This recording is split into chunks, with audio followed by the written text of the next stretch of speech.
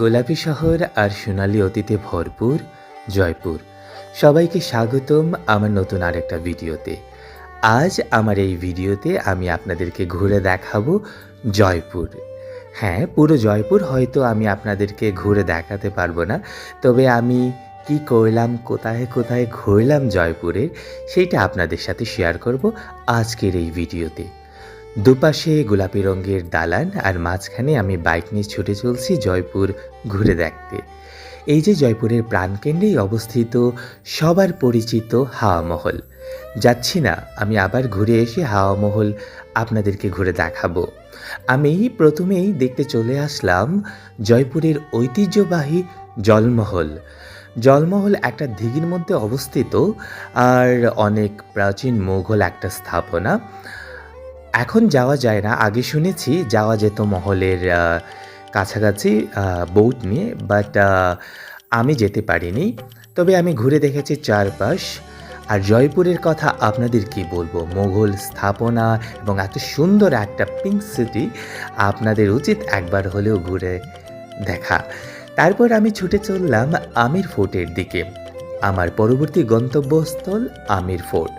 এখানে আমির fort, Nahar fort সহ অনেক ফোর্ট আছে, আপনারা ঘুরে ঘুরে দেখে শেষ করতে পারবেন না। তাই জয়পুর ঘুরে দেখতে হলে আপনাদেরকে অন্তত এক সপ্তাহ সময় রাখতে হবে। আমি আমার বাইক নিয়ে চললাম আমির ফোর্টের দিকে, চলে এলাম আমির ফোর্টে। এবার উঁচু আঁকাবাঁকা রাস্তা বেয়ে আমি আমির ফোর্টের দিকে যাচ্ছি এবং ঘুরে দেখব আমির প্যালেস, এবং আমার এই ছোট্ট ভিডিওর মাধ্যমে আপনাদেরকেও দেখানোর চেষ্টা করব এই বিশাল আমির প্যালেস।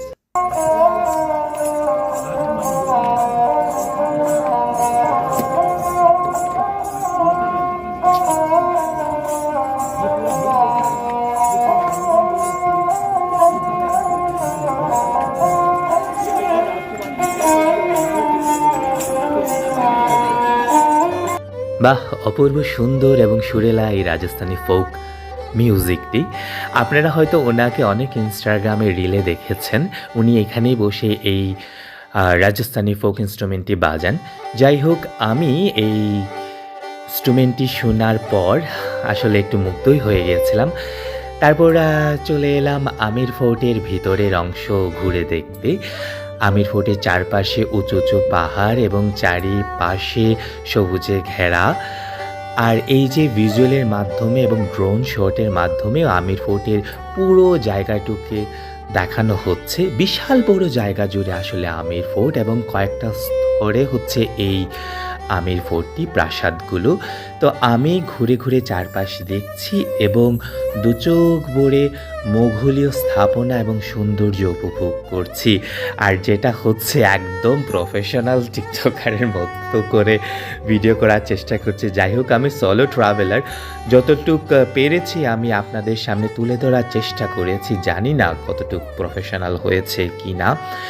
আর আপনারা যদি কখনো সুযোগ হয় আপনাদের ঘুরে দেখবেন এই রকম ঐতিহ্যবাহী জিনিসপত্রগুলো। আমার যখনই সময় হয় আমি বেরিয়ে পড়ি এবং ইন্ডিয়ার বিভিন্ন জায়গায় যে স্থাপনাগুলো, ঐতিহ্যগুলো আছে ঘুরে দেখার চেষ্টা করি। পড়াশোনার ফাঁকে ফাঁকে একটু গ্যাপ হলেই আমি বেরিয়ে পড়ি, এক্সপ্লোর করি। আর এই ছিল জয়পুরের আমার আমির ফোর্টের ঘুরে বেড়ানো। আরও ভিডিও আছে, আপনারা দেখতেই থাকুন। বিশাল সুন্দর একটা স্থাপনা, আর মুঘলরা আসলে অনেক সুন্দর করে এই স্থাপনাগুলা তৈরি করেছে। শুধু মুঘল না, ব্রিটিশ স্থাপনাগুলাও ছিল অনেক সুন্দর সুন্দর।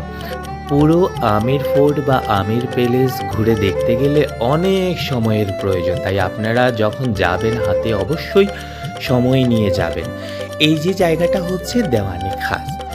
মুঘলরা যতগুলো স্থাপনা বানায় বা বানিয়েছে, সবগুলা স্থাপনায় আপনারা দেওয়ানি খাস পাবেনই পাবেন, কারণ মুঘল স্থাপনাগুলা প্রায় একই রকম হয়। ইন্ডিয়ায় আমি যতগুলো মুঘল স্থাপনা ভ্রমণ করেছি বা ভিজিট করেছি, সবগুলাই দেওয়ানি খাস থাকবেই। এটা হচ্ছে মুঘলদের একটা সাইন। তো দেওয়ানি খাস আপনার থাকবেই মুঘল স্থাপনায়। তারপর আমি পুরো আমির ফোর্টের আনাচে কানাচে কোণয় কোণয় ঘুরে বেরিয়েছি, দেখেছি কি ওনারা তৈরি করেছেন। হয়তো আপনাদেরকে ভালোভাবে আমি এক্সপ্লেন করতে পারছি না, আপনারা ইন্টারনেট ঘাঁটলে পেয়ে যাবেন। আমির ফোর্টের ভিতরে এক্সিটের দিকে আপনারা পেয়ে যাবেন কিছু দোকানপাট, যেখান থেকে আপনারা চাইলে আপনাদের পছন্দ মতো সুভিনিয়র কিনতে পারেন বা ছোটোখাটো কেনাকাটা আপনারা করতেই পারেন। সো আমির ফোর্ট দেখে আমি চলে গিয়েছিলাম সিটি প্যালেস দেখতে, যেটা জয়পুরের হাওয়া মহলের পাশেই। সিটি প্যালেস এবং যন্তর মন্তর, আপনারা জানেন যে যন্তর মন্তর হচ্ছে সেকালের নাসা। সো যন্তর মন্তর সম্পর্কে আপনারা বিস্তারিত গুগলে পেয়ে যাবেন। এক কথায় এটা হচ্ছে একটা মোঘলীয় নাসা। আমার জয়পুর ভ্রমণ অনেক স্মৃতিময় হয়ে থাকবে। আমার আরও ভিডিও আসবে এবং হাওয়া মহল নিয়ে আমার কিছু রিল আসবে, আপনারা সেটা দেখবেন এবং আমার ভিডিও কেমন লাগলো আপনারা জানাবেন এবং অবশ্যই আমাকে সাপোর্ট করবেন, সাবস্ক্রাইব করবেন, ফলো করবেন আমার ইউটিউব এবং ফেসবুক পেজকে। থ্যাংক ইউ আমার ভিডিও দেখার জন্য। জানি না আপনাদের কাছে কেমন লেগেছে, বাট আই অলওয়েজ ট্রাই যে আমি কোথায় যাচ্ছি, কিভাবে ঘুরছি বা আমার ভ্রমণ কাহিনীগুলো আপনাদের সাথে শেয়ার করার চেষ্টা করছি। হয়তো প্রফেশনাল ওয়েতে আমি প্রেজেন্ট করতে পারি না, তারপরেও যতটুকু সম্ভব হয় আমার এই ক্ষুদ্র প্রচেষ্টা আপনাদেরকে দেখানোর। And yes, one more time, thank you so much for watching my video, and yes, please don't forget subscribe and follow my page and YouTube channel. Thank you.